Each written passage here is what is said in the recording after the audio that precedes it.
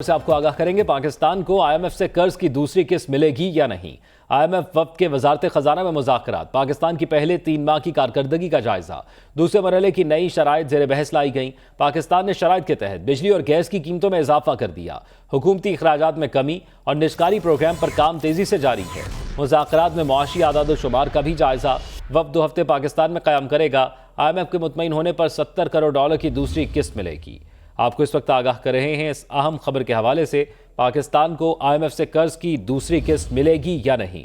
IMF वफ्द के वजारत खजाना में मुज़ाकरात, पाकिस्तान की पहले 3 माह की कारकर्दगी का जायजा, दूसरे मरहले की नई शराइत ज़ेर बहस लाई गई। पाकिस्तान ने शराइत के तहत बिजली और गैस की कीमतों में इजाफा कर दिया। मजीद के तफसीलात हैं, आगाह करेंगे ब्यूरो चीफ इस्लामाबाद गुलाम मुर्तज़ा हमारे साथ मौजूद हैं। गुलाम मुर्तज़ा, आगाह कीजिएगा, पाकिस्तान को IMF से कर्ज की दूसरी किस्त मिलने के क्या इम्कानात हैं?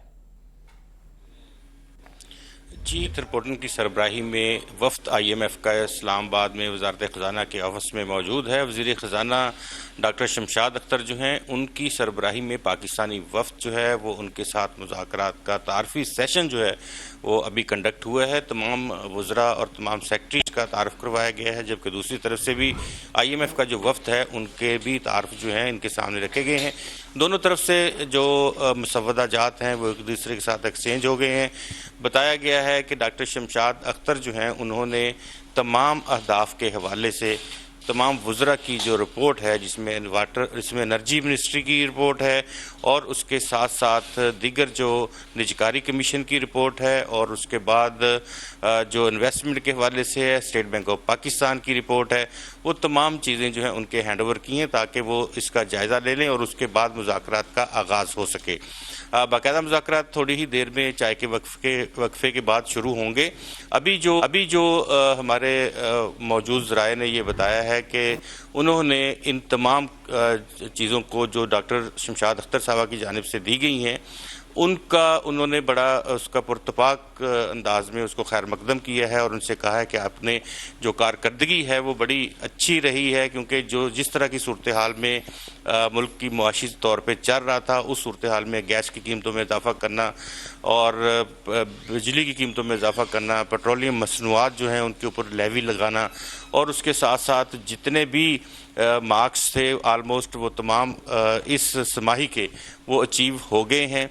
लेकिन ज़ाहिर है कि तकनीकी सतह पे जितनी भी बातचीत होनी है वो तमाम की तमाम अभी 10 रोज़ तकनीकी सतह के ऊपर मुज़ाकरात जारी रहेंगे और उसके बाद 4 रोज़ जो है वो मुज़ाकरात होंगे पॉलिसी सतह पे।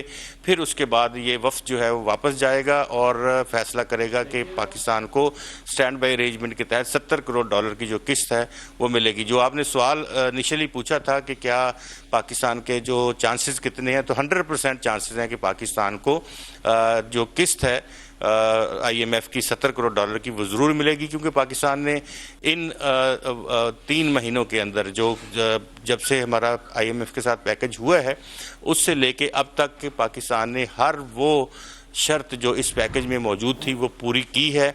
और जो निजकारी के हवाले से थी, जिसमें स्टील मिल्स की रिस्ट्रक्चरिंग थी और उसके साथ साथ जो निजकारी के PIA के हवाले से कुछ चीज़ें थी, वो पाकिस्तान अभी कर रहा है और उसकी रिपोर्ट भी पाकिस्तान ने उनको सबमिट कर दी है, क्योंकि फाइनेंशियल कंसल्टेंट्स जो हैं वो हायर किए जा रहे हैं ताकि इन अदारों से भी किसी तरह से जान छुड़ाई जा सके। तो ये तमाम तकनीकी सतह के मुज़ाकरात हैं। जो सवाल जवाब होंगे वो फिर एक दूसरे के साथ एक्सचेंज किए जाएंगे, दोनों ग्रुप्स जो हैं वो एक दूसरे के साथ एक्सचेंज करेंगे।